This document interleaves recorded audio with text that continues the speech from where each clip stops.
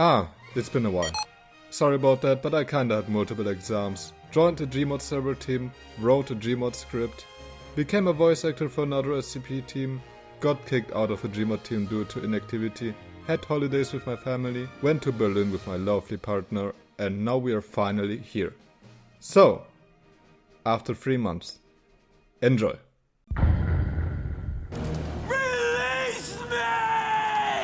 Hello everyone and welcome to the one and only guide to SCP secret laboratory you will ever need on the internet. At least during the current update. You, smart viewer, might be wondering, what is this game? Didn't we vote for Gmod? And to that I have to answer, correct! But I found this marvelous gem, and I will share it now. SCP Secret Laboratory is a round-based game that takes place in a secret BDSM basement of a lunatic godlike council that exists to experiment on monsters, called SCPs, and to keep them secure from humanity or humanity from them. Sounds rough. The game barely resembles that.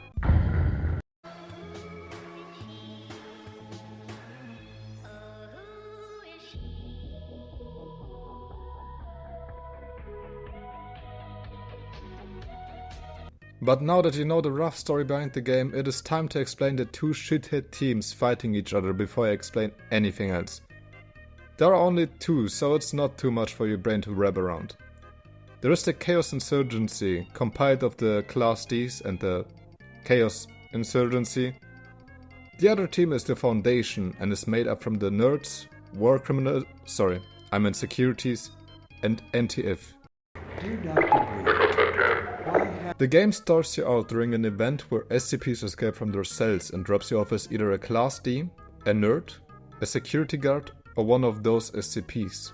The Class Ds are criminals brought in as guinea pigs to experiment on the SCPs. They probably bought V-Bucks with their mom's credit card or something like that. As a Class D, your goal is to find loot and escape without being handcuffed to collect points for your team.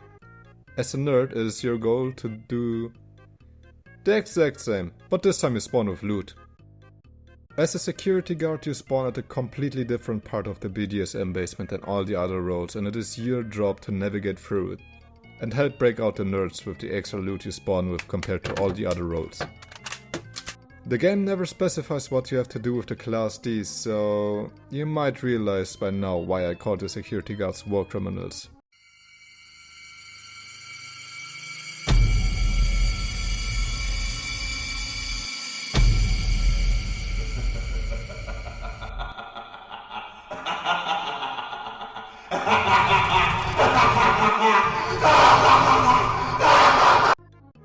Though you can also arrest them by holding E on them with your weapon, in case you're a civilized human being.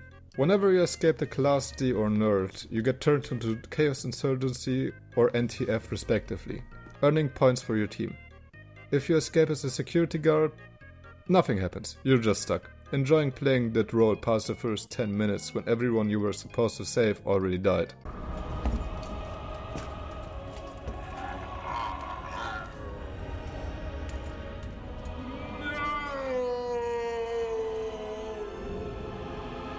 As a Chaos Insurgency or NTF, you have similar goals. Break out the rest of your team and kill the SCPs, which is now made easier by the loot you receive for becoming a Chaos Insurgency or NTF.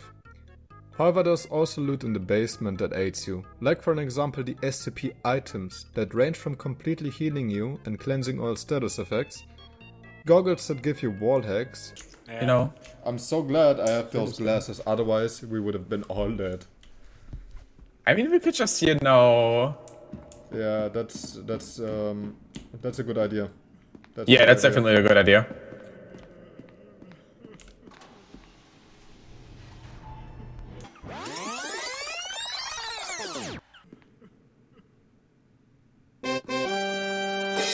A gramophone that allows you to talk with the dead. Hello? A massive laser designed to kill SCPs.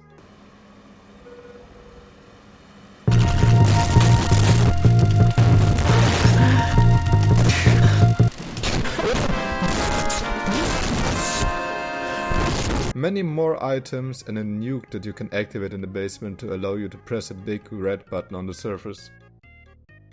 Though you might be wondering what happens if you actually die, and before I elaborate on the things that are trying to kill you, I will explain it to you. You become a spectator and essentially wait for respawn. The respawn always comes in waves of either Chaos Insurgency or NTF, and which one spawns depends on the points, the Class Ds, Scientists, Guards, or later NTF and Chaos collected by using SCP items, damaging SCPs, escaping, and so on. So if you're about to die and you know that there is a spawn wave soon, it might be a good idea to gulp those SCP-500s you're holding to give your team just a few extra points. Now we get to the fun part, the playable SCPs and how to defeat them. Huh? Yo, what's pop? Yo, who the fuck is this nigga? There is a total of 6 playable SCPs. 7 if you count the zombies made by one of them. 9 if you count event-specific SCPs on top of that, which I won't get into. SCP health works different to that of a human, as they have regenerative shield, called Hume Shield, that regenerate over time on top of their regular health, as their health does not regenerate at all. The lower the HP become, the higher the shield amount becomes. Let's begin with the classic, SCP-173, the peanut, I guess. SCP-173 is essentially a weeping angel. It stops if you look at it, it moves if you don't, and it snaps your neck if you don't for too long. It has 4 abilities. The first and most basic one is Neck Snap. It lets you snap someone's neck if you're close enough by left clicking. The second one lets him shit on the floor, creating an area that slows down players, and killing those slowed players instantly regenerates 400 Hume Shield. The third one is called Blink, and it imitates the human blinking. It essentially allows you to teleport a certain distance every few seconds while being looked at. If you teleport onto a player, they're instantly dead.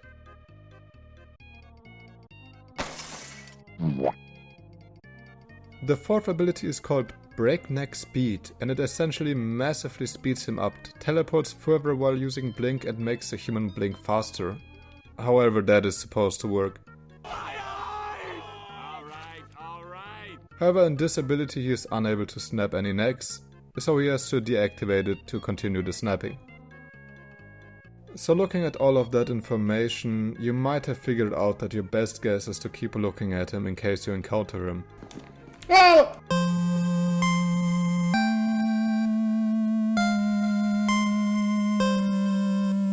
Hello. Also, he has a pretty cool death animation, check it out.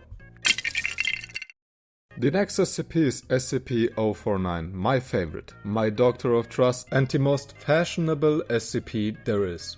049 is probably the most vulnerable SCP, with the least oppressive kid to play against, and has one of the goofiest deaths because it has no unique death animation unlike every other SCP.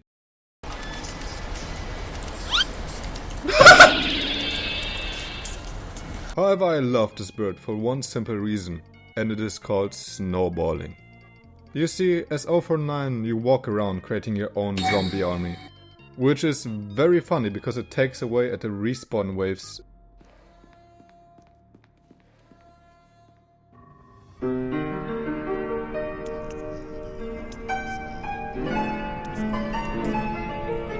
SCP-049's first ability is called Cardiac Arrest, and you use it with left click.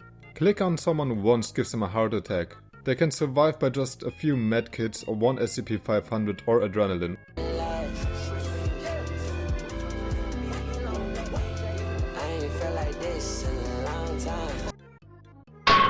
However, touching them for a second time within 20 seconds kills them outright. His second ability is called Resurrection, and it allows you to revive humans shortly after their death, turning them into 049-2. 049-2 is essentially a zombie that can heal itself by eating corpses, making them the only SCP that can heal their health. Furthermore, 049 can give his nearby zombies a Hume Shield by pressing the R key. This also gives him a red aura for his zombies, making it easier to guide a horde of zombies. Though this seems to turn the 049-2 players into the most unhinged human players there are. Wait for me on the... We are full, no? No, one person isn't. Darius. Yes, Yeah. follow me, Machi.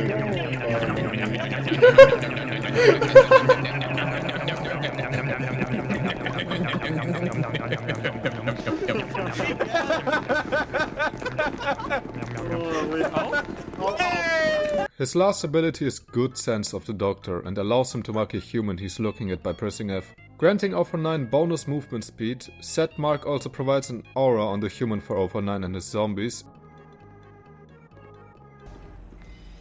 Okay, he sees, right? Okay, good. Okay, he has it. Oh, here's cooked. He's fucked. He's absolutely cooked. If he revives a person previously marked by good sense of doctor, that zombie has 600 health instead of 400, creating a Giga Chat zombie essentially.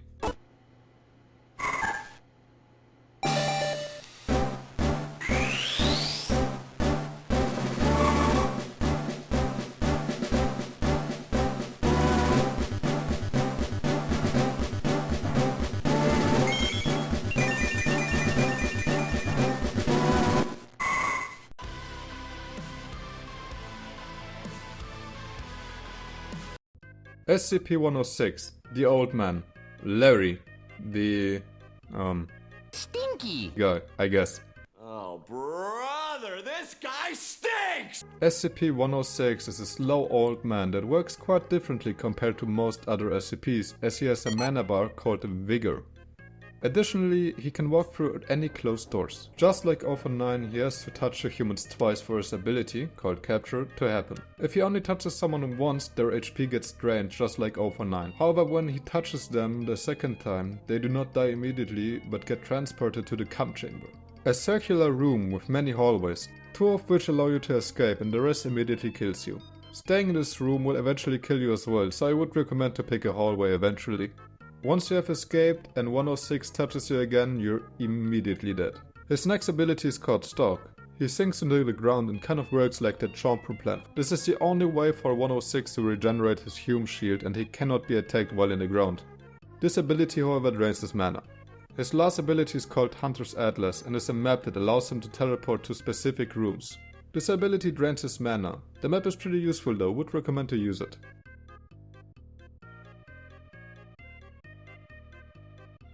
SCP-096, the shy guy, the bald guy, the oh my fucking god, stop crying!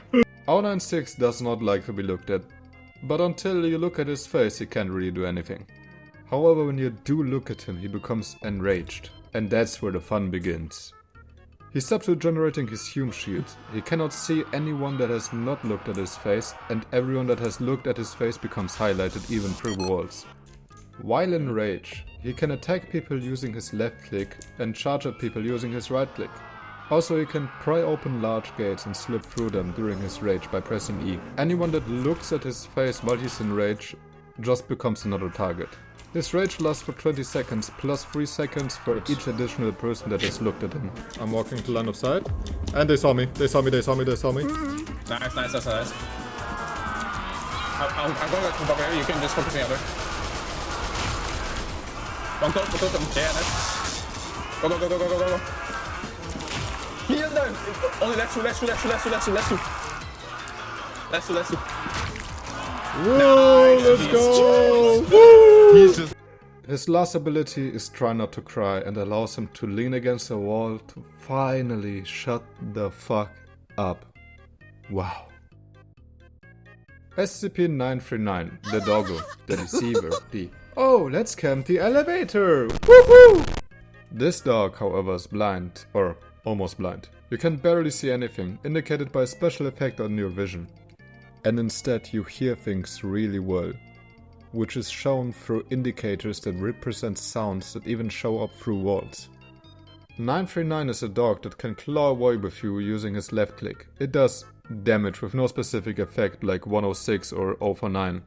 The real fun begins when you kill someone. You steal their last few seconds of talk and allows you to replay their dialogue using that menu you can open via tab.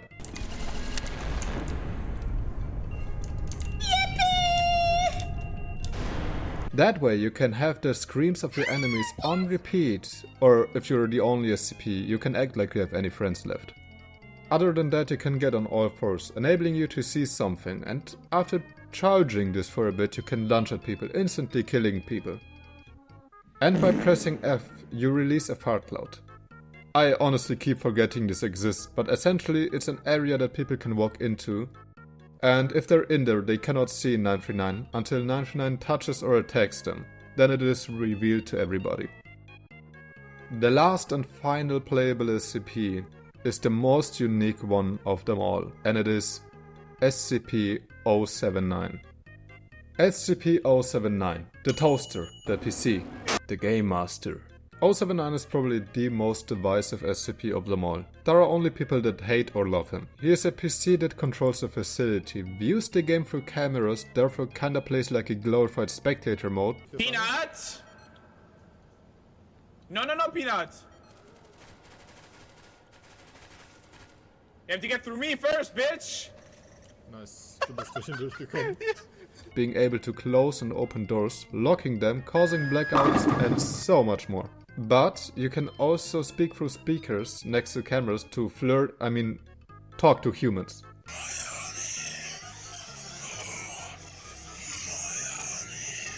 Also, Tesla Gates become a death trap with 079 around. Oh. I electrocuted him, it's alright. This SCP is mainly a support SCP, but a good 079 has the ability to single-handedly carry the game. But they have a PC, we're kinda cooked though, yeah? You're right. Yeah, exactly. Like, if it's PC, we're cooked. If not, we good. Yeah. Bro! However, by activating 3 generators located in the heavy containment zone, what that is will be explained soon, his containment cell can be opened, allowing the human entering to zap him out of existence. Now let's talk about the basement itself, as this abomination might be a whole anomaly by itself.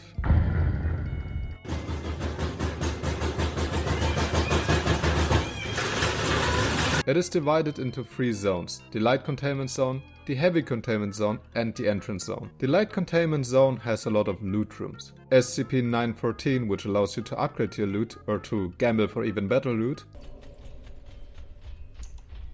Oh yeah. We both have it. What? We both have The it. fucking chances! The light containment zone also has a few SCP items. Additionally, it has 2 exits that lead you to the next zone, which is the heavy containment zone. Lastly, the light containment zone will essentially be erased after 15 minutes into the round. The heavy containment zone houses the spawn points of all the SCPs, not counting one event SCP. Bonjour! Alongside the nuke room, a ton of SCP items, Tesla gates that are a serious testament of skill, and the favorite PC spot to check. Those fancy cabinets that make me ejaculate every time I get a jailbird from them.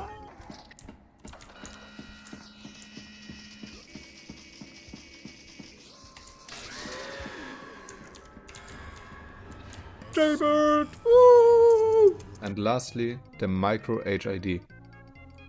This weapon is just a blessing to everyone trying to toast some SCPs. 10 out of 10 would recommend.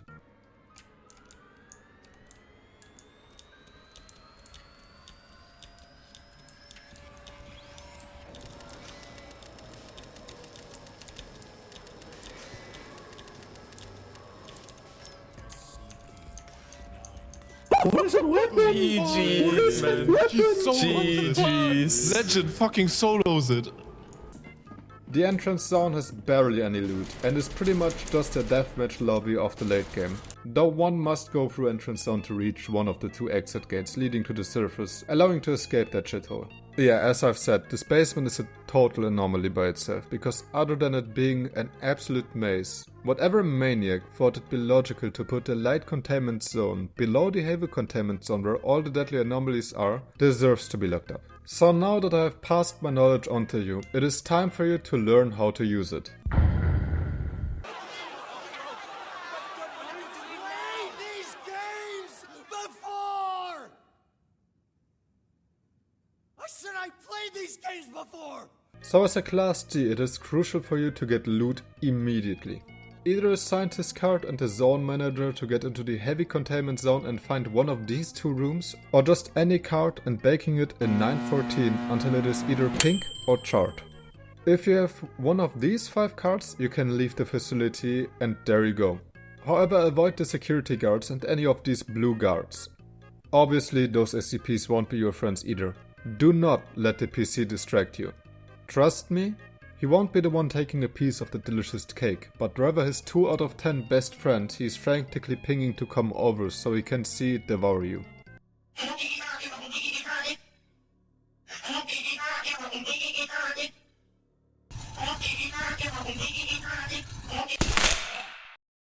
As a scientist, pretty much this exact same thing applied to you, with the only difference being that you can skip the looting part and that you have to avoid the green guys instead of the blue ones. If you encounter an SCP during your trip to freedom, worry not. There is ways to absolutely demolish their ankles and juking the shit out of them. If you don't have the microwave laser, closing doors or elevators in front of them until they lose interest alongside these items are your biggest chance of survival. How exactly to juke SCPs is a highly skill dependent thing and something that would absolutely blow this video out of proportion, so I might do that in a future video if enough people are interested. If you play the security guard, my condolences. You have to navigate through the entrance zone, into the heavy zone, into the light containment zone and all the way back to find the scientist you're supposed to save. While at the same time praying that that hot single 939 in your area hasn't heard you open the gates halfway through the map and begins to hunt you down once you dare to set foot into the heavy containment zone. Once you reach light containment zone, try to help the scientist out, and what you do with the Class Ds is up to you. As an SCP you kill people. Avoid large groups of blue or green guys because they can and will turn you into shredded cheese, as well as any cocky Class D with a microwave laser, so be careful. Other than that, if you play it smart and with your team you should be safe. As a Chaos or NTF, you are essentially a security guard but on steroids. It is recommended for you to stick together to spray down all the SCPs coming towards you. However, the intercom located in the entrance zone usually distracts at least 3 teammates wanting to broadcast their voices throughout the basement. Oh, No, he didn't shoot. He didn't shoot because he was scared. Everyone, he's here! Hey, we're all bad. So, with all that information, how does it feel to play SCP Secret Laboratory? Open the console and type in quit smoking, and it actually gives you a number that you can call against addiction. That is a funny Easter egg. Wait, I have to find my button. Oh, there. What is this?